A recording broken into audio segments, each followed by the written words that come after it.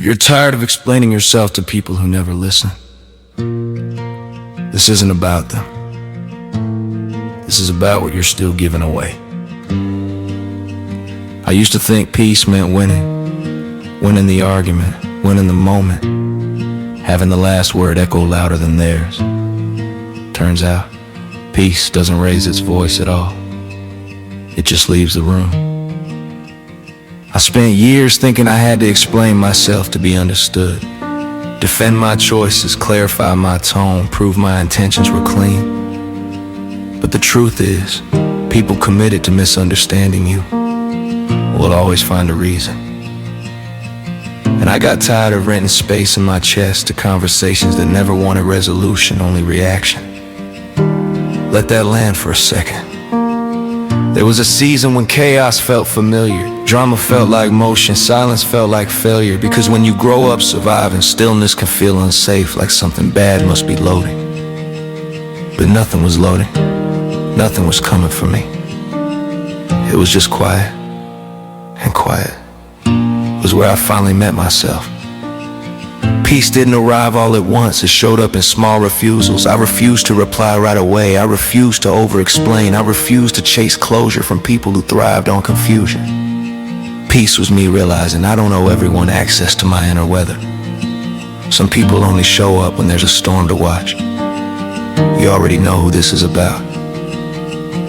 I used to mistake intensity for intimacy, loud feelings for deep connection, constant conflict for passion. But real peace, it's steady, it doesn't spike your heart rate, it doesn't leave you rehearsing conversations in the shower. Peace feels boring to people addicted to chaos, and that's okay.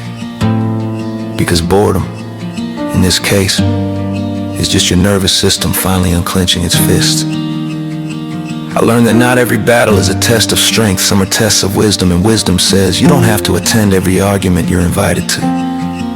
I stopped arguing with people who wanted a performance, stopped proving myself to people who already decided who I was, stopped shrinking or sharpening myself to fit someone else's comfort zone. Peace didn't ask me to be louder.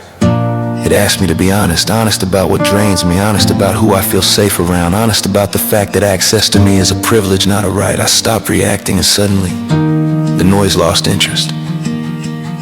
No notifications, no long paragraphs typed and deleted, just a quiet room and my breath coming back to me. That realization changes things. I won't lie, choosing peace cost me people. Not because I changed who I was, but because I stopped accepting who I wasn't.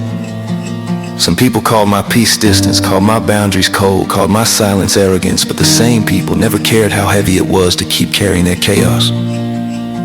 So I let them keep their story. Peace doesn't need to correct every narrative. It knows the truth doesn't panic.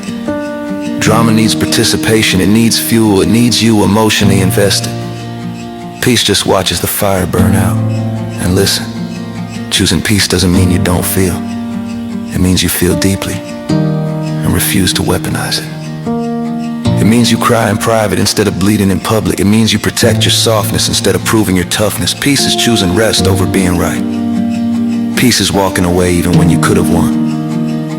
Peace is knowing that your worth isn't decided by who claps the loudest or argues the longest. Some days peace looks like solitude, some days it looks like laughter with people who don't drain you. Some days it looks like deleting the draft and never sending it. And that's growth nobody applauds, but everybody feels.